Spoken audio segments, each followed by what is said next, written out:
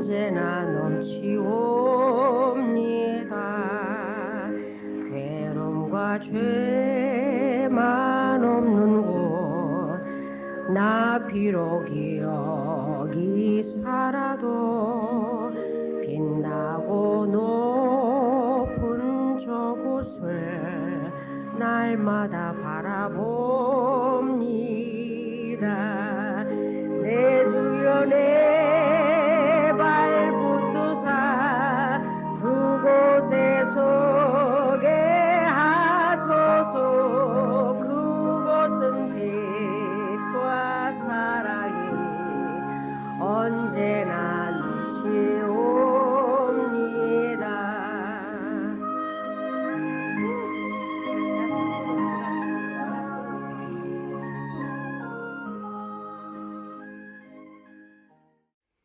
오늘 우리가 살펴볼 말씀은 창세기 27장 1절에서 40절까지입니다.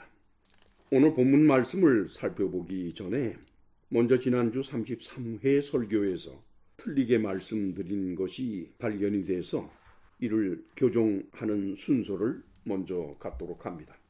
설교 녹음 시간 약 35분경에 말씀드린 것인데 이삭이 가뭄을 피해 그랄로 간 때를 주전 2056년이라고 제가 말을 했습니다. 그러나 이삭이 가뭄을 피해 그랄로 이주해서 몇 년을 그곳에 있었는지는 알 수가 없습니다. 그러나 이삭이 그랄 일대를 떠나서 브엘세바로 돌아온 때에는 우리가 추측할 수가 있습니다. 그때는 아브라함의 때와 거의 비슷해서 그의 나이가 99세경이었을 것이다 라고 이렇게 생각을 합니다. 왜냐하면 그 이듬해에 에서가 결혼을 했기 때문에 그때 에서가 40세였고 이삭이 100세였습니다. 그 과정을 유추해서 언제 그랄 일대를 떠나서 브엘세바로 돌아왔을까 하는 것을 추측할 수가 있었습니다. 그 시기는 주전 1966년 경이 됩니다. 이상 지난주 설교에서 잘못된 것을 교정해 드렸습니다. 자, 이제 첫째 단원이 27장 1절에서 4절인데 우리 1절만 같이 읽으십시다. 이삭이 나이가 많아 눈이 어두워 잘 보지 못하더니 맏아들 에서를 불러 이르되 내 아들아 하매 그가 이르되 내가 여기 있나이다 하니. 눈이 어둡다고 그랬어요. 히브리어로는 이제 카한데 우리말로 어둡다라고 번역을 한 그것이 grow dim 하다는 겁니다. 곧 눈이 침침해지는 것을 말하는 거죠. 상태를 따져본다 그러면은 윤곽은 보이는데 형상이 분명하게 보이지 않는 상태가 될 것 같습니다. 여기에서 잘 보지 못한다라고 번역한 히브리어가 메르오트예요. 메르오트. 여기서 메 그러면 아니다라는 뜻입니다. no, 아니다라는 뜻이고 르오트의 어원이 라아입니다. 라는 뭐냐 그랬더니 have power of vision이에요. 보는 힘을 말하는 겁니다. 우리말로는 시력이라고 그러죠. 그래서 메르오트라고 하는 것은 잘 보지 못한다 정도가 아니라 시력이 없다는 뜻입니다. 자, 그러면 우리 도표를 참조하실 필요가 있을 것 같아요. 도표 두 개가 인터넷에 올라갔습니다. 하나는 아브라함의 생애인데 연령과 연도별로 살펴본 아브라함의 생애이고 또 하나는 연령과 연도별로 본 야곱, 이삭, 요셉의 생애입니다. 우선 아브라함의 생애를 바라볼 것 같으면은 10번 사항에 하나님이 아브라함을 아브라함으로 사레는 사라로 이름을 바꾸고 할례를 행했다. 그 다음에는 하나님이 소돔을 불러 징벌을 했고 롯은 딸들로부터 모압과 베냐민을 생산했다라고 되어 있고 소돔이 멸망당한 후에 아브라함이 소돔과 가까운 헤브론을 떠났습니다. 그렇게 해서 그랄로 갔지요. 그래서 그랄에 머물다가 브엘세바로 이전했다. 이때 시기가 주전 2066년이고 그때 아브라함의 나이는 99세였습니다. 그 다음에는 아브라함이 100살에 이삭을 낳았다라는 것은 다들 아실 것이고 그 다음에 두 번째 페이지로 봤을 때의 야곱, 이삭, 요셉의 생애인데 3번을 보시면 가뭄으로 이주했던 그랄에서 브엘세바로 돌아왔다 그랬어요. 다시 말씀드리면은 가뭄으로 언제 이주했는지를 모르겠어요. 그런데 다만 기록된 내용을 살펴보니까 사본상에 에서가 헷족속의 여인 둘과 결혼했다라고 하는 것이 브엘세바에서 돌아온 다음에 연이어서 기록되어 있으니까 그것을 1년 정도 터울이가 있는 것이라고 본다 그러면은 에서가 헷족속 여인 둘과 결혼한 것은 1965년, 그의 나이 40세, 다 주전연도입니다. 그렇게 되면 이제 1년 전에 그랄에서 브엘세바로 돌아왔다가 되니까 그때가 1966년경이 되고, 그리고 마찬가지로 이삭의 나이는 99세경이 된다, 이렇게 됩니다. 눈이 침침하다라고 기록되었을 때 그때 이삭의 나이는 130세경이었습니다. 그런데 생각을 해보세요. 이삭이 180세에 죽거든요. 그러면 130세부터 180세까지 50년간 눈이 침침해서 잘 보질 못하고 사람들 손에 의해서 걸어다니거나 움직이거나 할 수밖에 없고 참 답답했을 것 같아요. 그 기간이 자그마치 50년이니까. 그런데 그의 아버지 아브라함은 자기 나이 140세에 구두라라는 여인과 재혼을 해서 여러 아이를 낳았습니다, 여러분. 그리고는 175세에 죽었는데 그렇다 그러면 35년간을 아주 건강하게 산 모습을 보죠. 이삭은 몸의 상태가 어땠는지는 모르지만은 눈이 침침하고 잘 보이지가 않는 상태에서 다른 사람들의 도움을 받아가면서 사는 것이 50년간이었다. 여기에 담겨진 의미는 저로서는 잘 모르겠습니다. 이 설교를 들으시는 분들이 각자가 판단하실 거로 보겠습니다. 그 다음에는 본문에서 2절에서 4절까지 같이 읽으실까요? 이삭이 이르되 내가 이제 늙어 어느 날 죽을는지 알지 못하니 그런즉 네 기구 곧 화살통과 활을 가지고 들에 나가서 나를 위하여 사냥하여 내가 즐기는 별미를 만들어서 내게로 가져와서 먹게 하여 내가 죽기 전에 내 마음껏 너에게 축복하게 하라.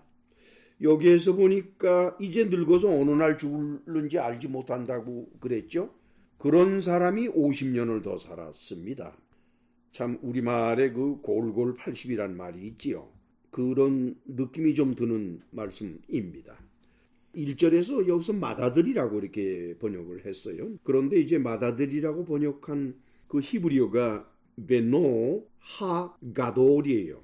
하는 이제 관사니가 빼버리고 가돌이라는 단어가 우리말로는 맏이라고 번역을 했는데 사실은 이게 old son을 말하는 겁니다. 아들이 둘일 때 그 가운데서 나이가 더 많은 아들을 의미할 때 가돌이라고 의미하게 돼요. 이삭은 에서가 죽 한 그릇에 장자권을 팔아 넘긴 사실을 모르는 것 같죠.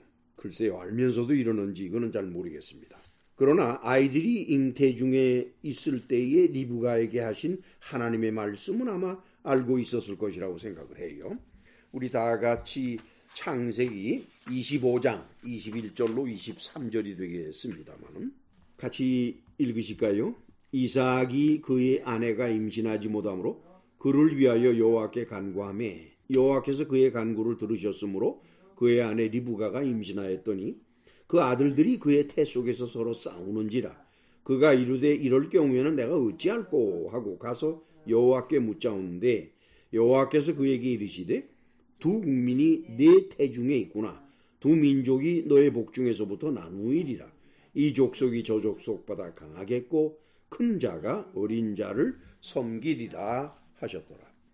여기에서 제가 일부러 그라고 하는 대명사를 동그라미를 제가 쳤어요. 웬거니까 이삭이 그의 아내가 임신하지 못함으로 그를 위하여 할 때 그가 그의 아내 여자입니다. 그리고 그 아들들이 그의 태 속에서 서로 싸우는지라 그가 할 때 그도 마찬가지로 리브가를 말해요. 여자를 말해요. 그 다음에는 여호와께서 그에게 이르시되 할 때 그도 마찬가지로 리브가 곧 여자입니다. 우리말에는 여자를 그라고도 표현을 합니다마는 정확히 표현하게 되면 그녀가 되죠. 그녀가. 그렇게 하면 이제 오해가 없지요. 그런데 히브리어의 원어 성서를 찾아가서 사전을 바라보게 되면은 모든 게 다 3인칭 여성격으로 되어 있어요. 히브리어나 헬라어나 영어나 독일어나 스페인어나 라틴어 등 이런 언어에서는 여성격과 남성격이 단어 자체에 포함되어 있던지 또는 대명사로 분명하게 구분이 되어 있습니다. 그러나 한글은 그렇지가 않아서 문맥을 보면서 판단하도록 되어 있죠. 그리고 한글은 함축성 있는 표현을 사용을 합니다. 그러나 영어는 분명한 뜻을 나타내는 단어를 사용하고 있습니다.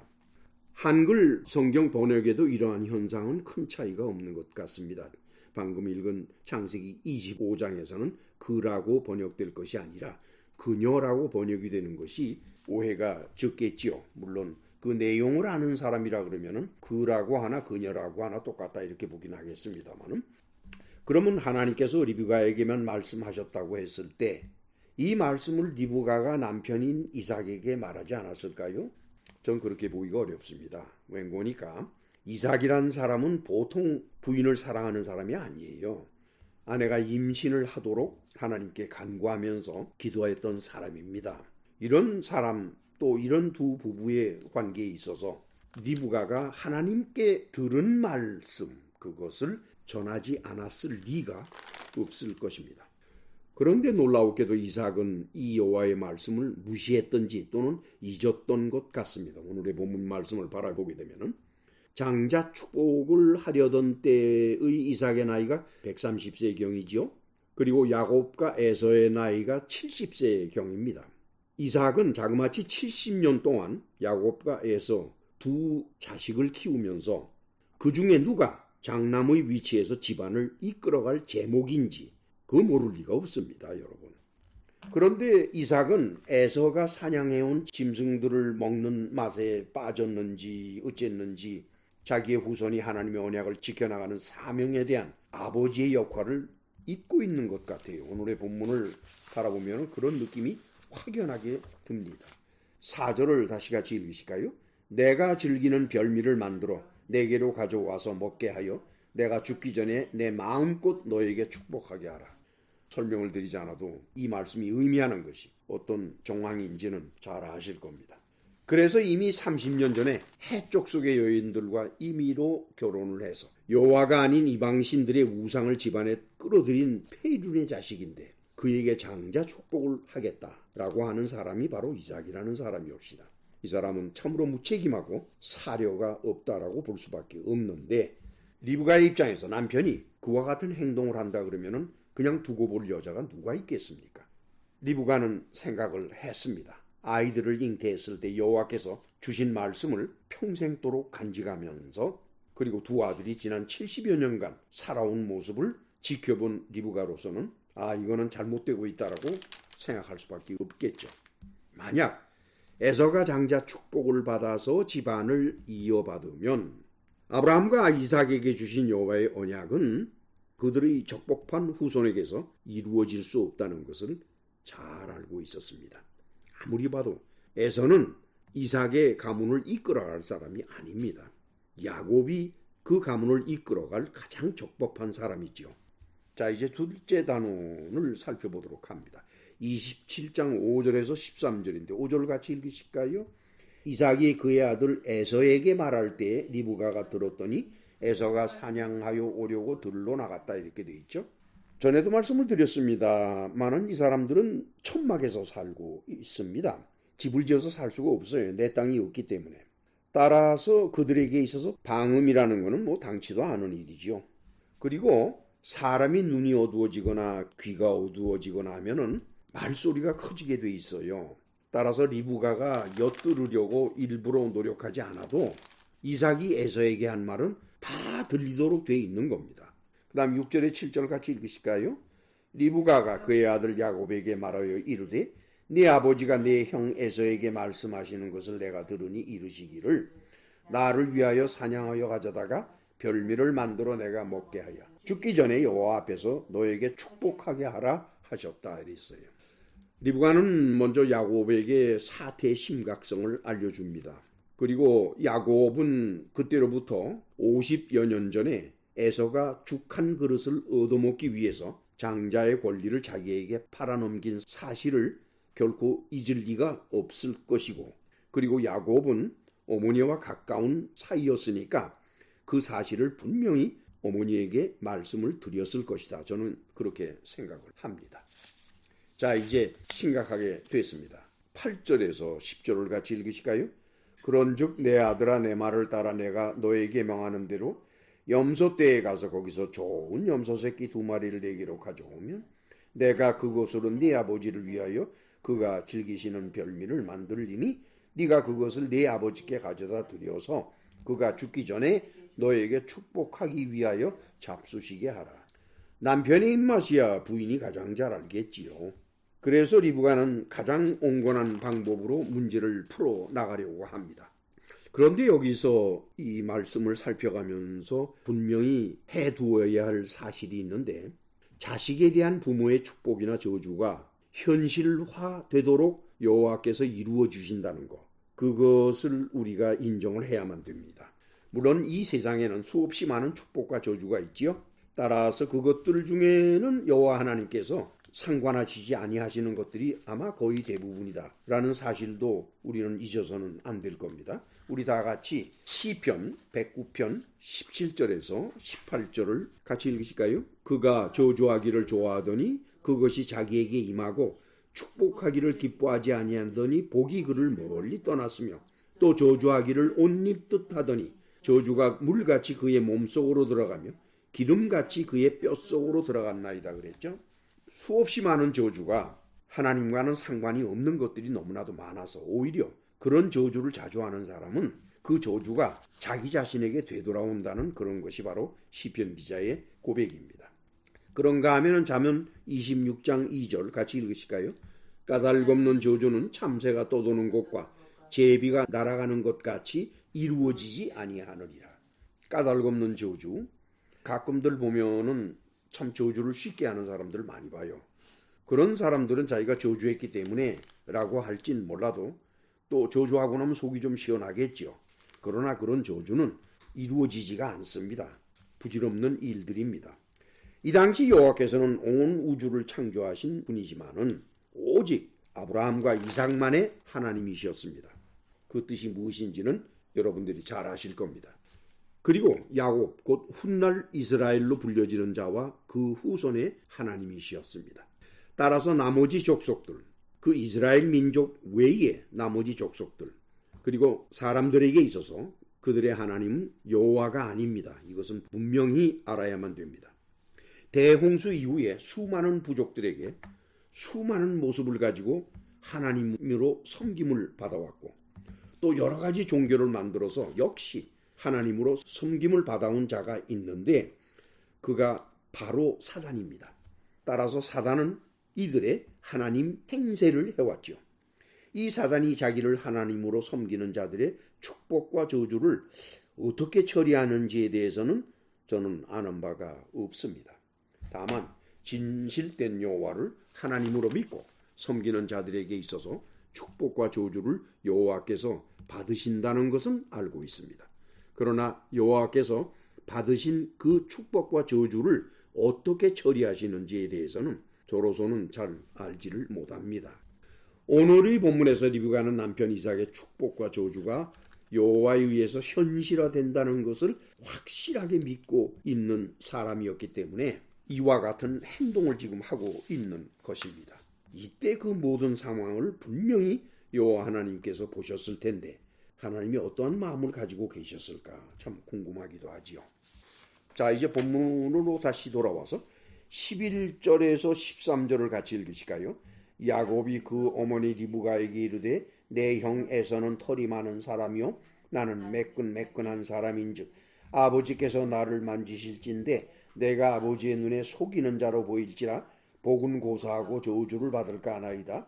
어머니가 그에게 이르되 내 아들아 너의 저주는 나에게 돌리리니 내 말만 따르고 가서 가져오라. 야곱이라는 사람은 아주 신실한 사람입니다. 어떤 분들은 야곱이 거짓말쟁이다, 속이는 사람이다 이렇게 잘못 생각하는 분들이 교회 안팎에서 볼 수가 있는데 그것은 잘못 아시는 겁니다. 야곱이라는 사람은 아주 신실한 사람이고 진실된 사람이에요. 이 신실한 야곱으로서는 이 말을 할 수밖에 없죠. 아니 생각을 해보십시오 어머니. 내 형은 털이 많지 않습니까? 나는 없습니다. 분명히 아버지께서 눈이 보이지 않으니까 손으로 만지실 것 아닙니까?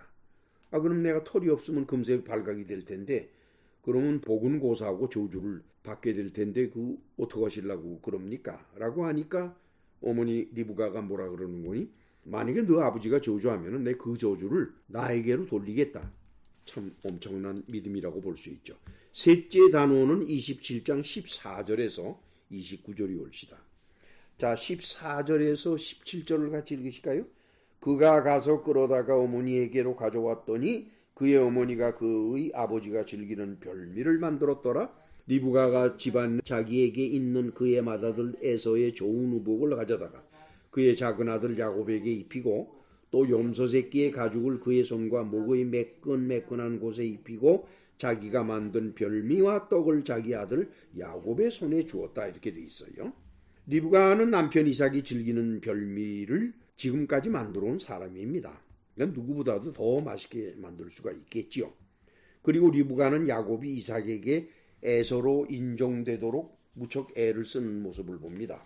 요행수를 바라거나 아닌 말로 주여 믿습니다 하고 뛰어들어가는 그런 자세가 아니라 첫째, 에서의 채취가 젖어 있는 에서의 옷을 야곱에게 입혔습니다. 그런데 뭐라고 되어 있는 거니까 리브가가 집안 자기에게 있는 그의 맏아들 에서의 좋은 의복이라 그래서 그때는 각 초소가 천막 하나로 따로따로 되어 있었어요. 이삭 천막, 리브가 천막 이렇게 되어 있는데 아들의 옷이 어머니의 초소에 있다라고 하는 겁니다. 이것은 그 당시의 관습을 말씀드리면 여러분들께서 쉽게 이해가 될 겁니다. 원래 남편의 옷은 부인이 보관하도록 되어 있습니다.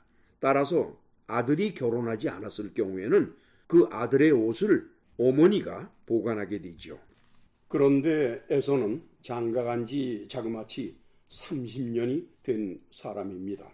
따라서 당연히 그의 좋은 옷이 부인의 초소에 있었어야 했습니다. 물론 부인이 둘이라서 어느 부인에게 있어야 될지는 잘 모르겠습니다만 그러나 성경에는 에서의 좋은 옷이 그것도 에서의 채취가 젖은 옷이다 라고 하면은 자주 입는 옷이라는 뜻입니다. 그것이 어머니의 초소에 있었다라고 기록되어 있습니다. 따라서 이러한 정황을 고려할 때 에서가 부인들을 믿지 못하거나 아니면 어머니가 더 믿었기 때문일 것이라는 추측을 하게 됩니다. 어떤 경우에서든지 에서의 옷은 어머니의 초소에 보관되어 있었고 리브가는 그 옷을 꺼내어서 야곱에게 입히고 있었다 하는 사실입니다. 두 번째, 털이 많은 에서처럼 이삭이 느낄 수 있도록 털이 있는 염소 새끼의 가죽을 야곱의 손과 목에 덮었습니다. 자, 이제 야곱은 어머니가 만들어준 음식을 가지고 아버지 이삭에게로 나아갔죠. 본문으로 돌아와서 18절에서 20절인데 같이 읽으실까요? 야곱이 아버지에게 나아가서 내 아버지여 하고 부르니 이르되 내가 여기 있노라. 내 아들아 네가 누구냐? 야곱이 아버지에게 대답하되 나는 아버지의 맏아들 에서로소이다. 아버지께서 내게 명하신 대로 내가 하였사오니 원하건대 일어나 앉아서 내가 사냥한 고기를 잡수시고 아버지 마음껏 내게 축복하소서. 이삭이 그의 아들에게 이르되 내 아들아 네가 어떻게 이같이 속히 잡았느냐? 그가 이르되 아버지의 하나님 여호와께서 나로 순조롭게 만나게 하셨음이니이다 했습니다. 이 말씀을 읽으면서 어떤 느낌이 안 들었는지 모르겠어요. 우리 다 같이 27장 1절을 다시 같이 읽을까요? 이삭이 나이 많아 눈이 어두워 잘 보지 못하더니 맏아들 에서를 불러 이르되 내 아들아 하매 그가 이르되 내가 여기 있나이다 하니 이삭이 이르되 내가 이제 늙어 어느 날 죽을는지 알지 못한다고 그랬는데 여보세요. 내 아들아 그러니까 에서가 내가 여기 있습니다. 그러니까 이삭이 네가 누구냐라고 묻지 않았죠. 그 목소리 들으면서 에서다 금세하는 거예요. 그런데 18절 같이 읽습니다. 야곱이 아버지에게 나아가서 내 아버지여 하고 부르니 이르되 내가 여기 있노라. 내 아들아 네가 누구냐? 여긴 뭐라고 그랬어요? 야곱이 하는 말소리를 듣더니 네가 누구냐? 그러고 질문을 하잖아요. 눈을 보지 못하니까 확인은 못하면서도 그 목소리를 들으면서 네가 누구냐? 이렇게 하는 거죠. 그 다음에는 19절에 보니까 야곱이 아버지에게 대답을 합니다. 맏아들 에서입니다. 큰아들 에서입니다 하는 것이 더 좋았겠죠. 그래서 아버지께서 내게 명하신 대로 내가 했습니다. 원하건대 일어나 앉아서 내가 사냥한 고기를 잡수십시오. 이삭이 그의 아들에게 뭐라고 그러는 거니? 네가 어떻게 이렇게 속히 잡았느냐? 그러자 이제 야곱이 뭐라고 그러는 거니? 아버지의 하나님 여호와께서 나로 순조롭게 만나게 하셨다라고 했어요. 여러분, 이 말만 들어도 금세 이거 에서가 아니구나 하는 건 알 수가 있잖아요. 에서가 아버지의 하나님 여호와께서 나로 순조롭게 만나게 했다라고 했을까요? 에서는 섬기는 신이 많아요. 아버지의 하나님 여호와도 섬기지만은 그 부인들이 가지고 온 신도 섬기는 사람입니다. 게다가 이 에서라고 하는 사람은 교만한 사람이기 때문에 이런 환경에 처한다 그러면 분명히 이렇게 답변했을 거예요. 아버지요, 나의 실력을 잘 아시지 않습니까?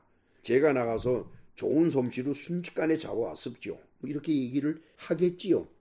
아버지의 하나님 여호와께서 나로 순조롭게 만나게 하였다라는 표현은 에서가 할 수 있는 말은 아닙니다. 게다가 우리는 여기서 좀 더 신중하게 검토를 해야 되는데 19절에 보면은 뭐라고 그러는 거니까 원하건대 일어나 앉으십시오라고 했어요. 제가 밑줄을 그어놨는데 원하건대 일어나 앉으십시오라고 했고 그 다음에 31절에서는 에서가 말을 하는데 뭐라 그러는 거니까 아버지여 일어나십시오 이렇게 돼 있어요. 그 두 가지 말, 즉 아버지에게 일어나 앉아서 자기가 사냥한 고기를 잡수시라고 하는 그 말을 청할 때 야곱이 한 말과 에서의 한 말이 비교가 됩니다. 똑같지가 않아요. 우선 27장 19절에 있어서 야곱이 한 말을 보면 그 히브리어로 이렇게 되어 있습니다. 쿰, 나, 슈바 이렇게 되어 있어요. 쿰, 나, 슈바. 여기서 쿰 그러면 stand up, 일어나라는 겁니다. 그리고 그 다음에 슈바 그러면은 슈바의 어원이 아사브예요. 아사브는 sit down 하는 겁니다. 앉으라는 거예요. 그러니까 stand up 해서 sit down 하십시오. 일어나서 앉으십시오 하는 거지. 근데 그 가운데 나라고 하는 단어가 들어가 있어요. 그 나라는 단어가 바로 창세기 22장 2절에서 하나님께서 아브라함에게 네 아들 이삭을 나에게 바쳐라라고 말씀하실 때 사용했던 단어가 이 나입니다. 나는 entreat이라 그래서 어떤 것을 애원하거나 애청할 때 사용하는 단어입니다. 그래서 우리말로 굳이 표현하면 제발 이렇게 되는 것이 되고 그 다음에 영어로서는 please가 돼요. 지금 야곱이 아버지더러 일어나셔서 앉으세요라고 말할 때 가운데 나를 집어넣습니다. 그래서 우리말로는 원하건대라고 번역을 했고 이 영어 번역에서는 pray라 그래서 간청합니다. Pray, sit up and eat of my game. 일어나 앉으셔서 내가 사냥하는 것을 잡수세요 할 때 간청하는 자세를 취합니다. 야곱이 아주 정중하게 아버지에게 청하는 말이 되죠. 그런데 27장 31절에 에서가 한 말은 어떻게 되는 거니까 히브리어로 바라보면 야큼 아비가 돼요. 아비 그러면 아버지고 야큼 그러면 뭘 말하는 거니까 영어로 말하면 아포코페이티드라 그래서 문법상으로 봤을 때 어미음절을 생략하는 경우입니다. 즉 우리말로는 짧은 말이라고 그러죠. 당신 말이 짧어 뭐 이렇게 표현하면 그 뜻이 무엇인지 여러분들이 잘 아시죠. 그럴 때 사용하는 겁니다. 그래서 영어 번역을 보니까 Let my father sit up and eat of his son's game. 그의 아들의 사냥감 그것을 잡수시게 하라 이렇게 되어 있어요. 그것을 우리말로 그냥 번역을 하면은요. 나의 아버지를 일으켜서 그의 아들의 별미를 잡수시게 하라. 거기 옆에 사람이 없었을 텐데 그렇잖아요. 그런데 어떻게 이렇게 남에게 시키듯이 말을 했을까? 야곱은 아버지에게 정중하게 청했습니다. 그러나 에서는 명령조로 말했습니다. 우리말 방식을 따른다 그러면은 어서 일어나 아들의 사냥 음식을 먹어 하고 반말로 짧게 말하는 것이나 마찬가지가 됩니다. 이삭은 에서가 평소와는 달리 일찍 돌아온 걸 느꼈죠. 이때 야곱은 하나님이 도우셨다는 표현을 아주 자연스럽게 사용했고 자 이제 21절에서 24절을 같이 읽으실까요? 이삭이 야곱에게 이르되 내 아들아 가까이 오라. 네가 과연 내 아들에서인지 아닌지 내가 너를 만져보려 하노라. 야곱이 그 아버지 이삭에게 가까이 가서 이삭이 만지며 이르되 음성은 야곱의 음성이나 손은 에서의 손이로다 하며 그의 손이 형 에서의 손과 같이 털이 있으므로 분별하지 못하고 축복하였더라. 이삭이 이르되 네가 참 내 아들 에서냐? 그가 대답하되 그러하나이다. 네가 과연 내 아들 에서인지 확인해야겠다. 이삭은 평소와는 다르게 에서가 말하는 걸 들으면서 의심이 생겼다라고 볼 수밖에 없죠. 눈으로 보고 확인할 수가 없으니까 손으로 만져봐야 되겠죠. 그러나 여전히 믿어지지 않는 이삭은 마지막으로 다짐을 받습니다. 축복하기 전에요. 뭐라고 하는 거니? 24절 다시 같이 읽으시죠. 이삭이 이르되 네가 참 내 아들 에서냐? 그가 대답하되 그러하니이다. 참 심각한 장면이고 야곱으로 봐서는 식은땀을 흘릴 수밖에 없는 그런 장면이 되겠네요. 자, 25절에서 29절을 같이 읽으실까요? 이삭이 이르되 내게로 가져오라. 내 아들아 사냥한 고기를 먹고 내 마음껏 너에게 축복하리라. 야곱이 그에게로 가져가며 그가 먹고 또 포도주를 가져가며 그가 마시고 그의 아버지 이삭이 그에게 이르되 내 아들아 가까이 와서 내게 입맞추라 그랬어요. 자, 이제 뭐 여러 가지 절차를 거쳐서 자기 아들이 진짜 에서인지 아닌지를 확인한 것 같은데 모르겠습니다. 확인이 된 건지 안 된 건지. 어쨌든 이삭의 입장으로 봐서는 고기 먹는 맛의 에서를 즐겨 찾았으니까 여기서도 어서 빨리 먹어야 되겠다 하는 생각이 더 컸을 것 같아요. 그래서 이제 그 정도로 확인을 하고 나서 내 아들아 사냥한 고기를 먹고 내 마음껏 너에게 축복하겠다 이렇게 이제 했어요. 그래서 야곱이 음식을 가져가고 포도주도 가져가고 그랬죠. 그리고 내 아들아 가까이 와서 내게 입맞추라 라고 그랬어요. 자, 27절 같이 읽으실까요? 그가 가까이 가서 그에게 입맞추니 아버지가 그의 옷에 향취를 맡고 그에게 축복하여 이르되 내 아들 향취는 여호와께서 복 주신 밭의 향취로다. 그 말씀의 뜻은 무엇인고 하니까 지금 야곱이 입은 옷이 에서의 옷이잖아요. 그러니까 그 옷에는 에서의 채취가 젖어들어 있을 수밖에 없겠지요. 그래서 아버지가 그 향취를 맡으면서 여호와께서 복 주신 밭의 향취로다라고 말을 했는데 이 에서라고 하는 사람은 밭일에는 관심이 없는 사람이니까 여호와께서 밭에 복을 주셔도 고만 안 주셔도 고만인 것이 바로 에서라는 사람이에요. 이 에서는 사냥꾼입니다. 이 사람은 집안에서 밭을 가꾸고 농업을 하고 하는 이런 사람이 아니에요. 그러니까 지금 아버지 이삭은 에서가 받아봤자 별 볼 일 없는 축복을 지금 하고 있는데 그것을 자기 자신이 모르고 있다는 겁니다. 그 얘기는 뭡니까? 이 축복을 하는 것을 하나님이 간섭하고 계시다는 것을 알 수가 있어요. 그 다음에 28절 같이 읽으실까요? 하나님은 하늘의 이슬과 땅의 기름짐이며 풍성한 곡식과 포도주를 너에게 주시기를 원하노라 그랬어요. 풍성한 곡식과 포도주, 아까도 말씀을 드렸습니다. 농업입니다. 사냥꾼인 에서에게는 어울리지 않는 거예요. 그 다음에는 29절 같이 읽으실까요? 만민이 너를 섬기고 열국이 너에게 굴복하리니 네가 형제들의 주가 되고 네 어머니 아들들이 너에게 굴복하며 너를 저주하는 자는 저주를 받고 너를 축복하는 자는 복을 받기를 원한다 이렇게 되어 있어요. 열국이 너에게 굴복할 것이다. 이것은 뭐 앞으로 전개될 상황들이지요. 이스라엘 민족에게 어떠한 일이 있었는지 하는 것은 앞으로 배워나가면서 알게 될 겁니다. 그리고는 형제들의 주가 된다고 그래서 복수를 썼어요. 사실상 그 당시에 야곱의 형제는 에서밖에 없었는데 여기서 복수를 쓴 것은 무엇인고니까 같은 계열로 따져보는 겁니다. 이스마엘에게도 그 후손들이 있고 북쪽으로 올라가면은 바단 아람에도 같은 계열의 형제들이 있지요. 그리고 내 어머니의 아들들이 너에게 굴복한다라고 했을 때에도 그런 뜻을 가지고 말했을 것이라고 봅니다. 그럼에도 불구하고 이것은 이삭이 자기 생각으로 한 것은 아닌 것 같아요. 하나님께서 그것을 복수적으로 보시면서 이삭을 통해서 축복을 하도록 하시는 것이 아닌가를 봅니다. 너를 저주하는 자는 저주를 받고 너를 축복하는 자는 복을 받기를 원한다. 많이 들어본 것 같지요?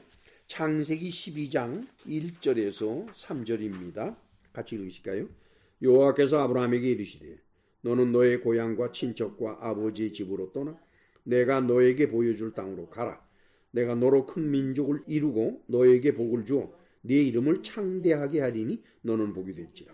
너를 축복하는 자에게는 내가 복을 내리고 너를 저주하는 자에게는 내가 저주하리니 땅의 모든 족속이 너로 말미암아 복을 얻을 것이라. 같은 개념이죠. 이것은 하나님께서 아브라함에게 주신 축복인데 지금 이삭의 입을 통해서 이 축복이 야곱에게 이어져 내려가는 것을 봅니다. 그 배후에 하나님의 손길이 있다는 것을 우리는 어렵지 않게 깨달을 수가 있죠. 자, 이제 넷째 단원을 살펴보겠습니다. 27장 30절에서 40절입니다. 자, 30절에서 31절 같이 읽으실까요? 이삭이 야곱에게 축복하기를 마침에 야곱이 그의 아버지 이삭 앞에서 나가자 곧 그의 형 에서가 사냥하여 돌아온지라. 그가 별미를 만들어 아버지에게로 가지고 가서 이르되 아버지여 일어나선 아들이 사냥한 고기를 잡수시고 마음껏 내게 축복하소서. 우리말 번역상에는 그 히브리어에서 나타나는 특징을 표현하지 않은 것 같습니다. 야곱이 이삭의 천막에서 나간 다음에 에서가 사냥터에서 돌아왔다. 이러한 시간적인 차이를 보면 아주 아슬아슬한 느낌이 들지요. 따라서 이것은 하나님께서 관여하신 것이다 라고 말할 수밖에 없습니다. 에서는 사냥한 것으로 별미를 만들었습니다. 그리고는 아버지에게 축복해 줄 것을 청했습니다. 아까도 말씀드린 것처럼 히브리어 언어의 구성으로 보게 되면 청하는 것이 아니라 명령조입니다. 32절 같이 읽으실까요? 그의 아버지 이삭이 그에게 이르되 너는 누구냐? 그가 대답하되 나는 아버지의 아들 곧 아버지의 맏아들 에서로소이다. 이삭은 그냥 깜짝 놀랐어요. 이게 어떻게 된 건가? 그렇죠? 33절 같이 읽으실까요? 이삭이 심히 크게 떨며 이르되 그러면 사냥한 고기를 나에게 가져온 자가 누구냐? 네가 오기 전에 내가 다 먹고 그를 위하여 축복하였은즉 그가 반드시 복을 받을 것이니라. 축복에 대한 이삭의 믿음을 우리는 보게 됩니다. 오늘날 입으로는 축복하면서 그 축복 자체를 믿지 않는 형식적인 축복이나 축원을 본다 그러면은 이삭의 축복에 대한 이러한 믿음은 많은 생각을 하게 합니다. 특별히 교회마다 예배가 끝날 때에 목사가 축도라는 것을 선포하지요. 과연 그 축도를 그 목사를 비롯해서 얼마나 많은 사람들이 언제까지 확실하게 믿고 있을까? 창세기에 기록되어 있는 축복에 대한 족장들의 믿음이 참으로 아쉬운 때가 지금이로구나 하는 생각을 합니다. 34절을 같이 읽으실까요? 에서가 그의 아버지의 말을 듣고 소리내어 울며 아버지에게 이르되 나의 아버지여 내게 축복하소서 내게도 그리하소서. 이 에서 참 답답하다고 느끼지 않습니까? 아버지가 뭐라고 그러는 거니? 네가 오기 전에 내가 다 먹고 그를 위하여 축복을 했기 때문에 그가 누구이든지 반드시 복을 받게 되어 있다라고 말을 했음에도 불구하고 아버지여 나한테도 축복하고 나한테도 그리하라고 했으니 에서라는 사람은 축복이 뭔지도 모르는 사람 같아요. 하나밖에 없는 장자 축복인데 그걸 나누어 달라? 이거는 장자가 뭔지도 모르고 참 에서다운 표현입니다. 35절에서 36절 읽어 나가시는데 우선 35절에서 36절 같이 읽으실까요? 이삭이 이르되 네 아우가 와서 속여 네 복을 빼앗았도다. 에서가 이르되 그의 이름을 야곱이라 함이 합당하지 아니하니 그가 나를 속임이 이것이 두 번째입니다. 전에는 나의 장자의 명분을 빼앗고 이제는 내 복을 빼앗았나이다. 또 이르되 아버지께서 나를 위하여 빌 복을 남기지 아니하셨나이까. 여기에 보면은 에서를 속였다 이렇게 말을 했는데 야곱은 아버지 이삭을 속인 것은 사실이에요. 그러나 야곱은 에서를 속이지는 않았습니다. 우리 그 장면을 다시 볼까요? 이것은 이미 강해를 한 것입니다만 창세기 25장 29절에서 34절인데 붉은 선으로 그은 부분만 같이 읽으시죠. 야곱이 죽을 수 없더니 에서가 야곱에게 이르되 내가 피곤하니 그 붉은 것을 내가 먹게 하라. 야곱이 이르되 형의 장자의 명분을 오늘 내게 팔라. 에서가 맹세하고 장자의 명분을 야곱에게 판지라. 에서가 장자의 명분을 가볍게 여김이었더라. 야곱이 속여서 장자의 명분 뺏어간 거 아닙니다. 분명히 말을 했어요. 이 죽을 먹고 싶으면은 형이 장자의 명분을 나에게 팔아야만 됩니다. 웬고니까 이 죽은 특별한 죽이라서 나는 아무에게나 줄 자격이 없어요. 장자만이 자기가 원하는 사람에게 나누어 줄 수 있는 거니까 내가 이 죽을 형한테 주려면은 내가 장자의 명분을 가져야 됩니다. 그래도 좋겠어? 그랬더니 뭐 에서가 장자의 명분을 워낙 가볍게 여기는 거니까 에서가 맹세하고 장자의 명분을 야곱에게 팔아버렸죠. 죽 한 그릇 얻어먹고. 물론 이제 여기 36절에서 에서가 이르되 그의 이름을 야곱이라 함이 합당하다고 할 때 그 야곱 이 뜻은 속인다는 의미에서 에서가 그렇게 말을 했을 겁니다. 이것은 창세기 25장 26절을 설명을 드릴 때 이미 말씀을 드렸습니다만 야케브 그러면 발뒤꿈치를 말하죠. 야카브 그러면 발뒤꿈치를 잡았다는 뜻이 되고 야코브 그러면 이건 deceitful 속인다는 뜻이 되는데 이 야코브와 이 야곱의 이름인 야코브는 조금 달라요. 속인다는 뜻의 야코브는 그냥 간음으로 야코브 이렇게 돼요. 그런데 야곱의 경우에는 야코브가 돼요. 야코브. 무슨 말씀인지 아시겠죠? 속인다 그러면 야코브. 야곱이라는 이름은 야코브. 이렇게 달라요. 우리말과는 좀 구성이 다르기 때문에 이것을 유대인들은 그럼 검색 구별을 하지요. 자, 그 다음에는 37절을 같이 읽습니다. 이삭이 에서에게 대답하여 이르되 내가 그를 너의 주로 세우고 그의 모든 형제를 내가 그에게 종으로 주었으며 곡식과 포도주를 그에게 주었으니 내 아들아 내가 너에게 무엇을 할 수 있겠느냐. 고대 사회에서의 유산 상속에 있어서 장자의 위치를 알게 하는 말씀입니다. 자, 그러면 본문에서 38절로 40절이 되겠습니다. 마지막 부분이지요. 본문 38절에서 40절을 같이 읽으실까요? 에서가 아버지에게 이르되 내 아버지여 아버지가 빌복이 하나뿐이리까 내 아버지여 내게 축복하소서 내게도 그리하소서 하고 소리를 높여오니 그 아버지 이삭이 그에게 대답하여 이르되 네 주소는 땅의 기름짐에서 몰고 내리는 하늘 이슬에서 몰 것이며 너는 칼을 믿고 생활하겠고 네 아우를 섬길 것이며 네가 매임을 벗을 때에는 그 멍에를 내 목에서 떨쳐버리리라 하였더라. 땅의 기름짐에서 멀다라고 하는 것은 광야에서 살게 된다는 뜻입니다. 그리고는 하늘 이슬에서 멀다 그러면 비가 아주 적다, 즉 비가 거의 없는 곳이라는 뜻이지요. 그곳에서는 농업은 불가능하고 유목만 가능하게 되는 거죠. 뭐 어차피 에서는 사냥꾼이니까 별 큰 문제는 없을 것 같습니다. 그리고 칼을 믿고 생활한다, 네 아우를 섬긴다 하는 것은 그가 앞으로 어떻게 살아야 될 것인가 하는 거겠죠. 그러나 결과적으로는 그 매임에서 벗어나게 될 것이다. 이것은 앞으로 우리가 시간이 허락되는 대로 계속해서 출애굽기, 민수기, 여호수아서 이렇게 계속해서 연구를 해 나가게 되면은 에서의 후손이 이스라엘 민족과 어떤 관계에서 살아가게 되는지 하는 것을 알게 될 것입니다. 장자가 되어서 아버지의 가업을 보살피면서 돌아가신 아브라함을 애도하는 아버지 이삭을 위하여 붉은 콩죽을 쑤어드리는 일을 에서가 안 한 겁니다. 이것은 마땅히 장자인 에서가 해야 되는 일이지요. 이미 저는 이 말씀은 설명을 드렸습니다. 즉 에서는 장자의 신분을 삶 속에서 이미 버린 자입니다. 자기가 장자 신분을 버리고 장자의 역할을 하지 않으면서 장자의 축복만 받겠다. 그거는 옳은 것이 아닙니다, 여러분. 배가 고파서 콩죽을 달라는 에서에게 관례를 따라서 장자의 신분으로 에서에게 콩죽을 나누어 주기 위해서 장자의 명분을 넘기라고 한 사람은 바로 야곱입니다. 야곱으로서는 마땅히 해야 할 일이었죠. 그런데 지금 그 에서는 야곱이 자기를 속여서 장자 명분을 빼앗아 갔다고 주장하고 있습니다. 자신이 한 일에 대한 책임을 질 줄 모를 뿐만 아니라 자기가 무엇을 했는지조차 자세히 알지 못하는 이런 모습, 참 천박한 모습이다. 저는 이렇게 표현하고 싶습니다.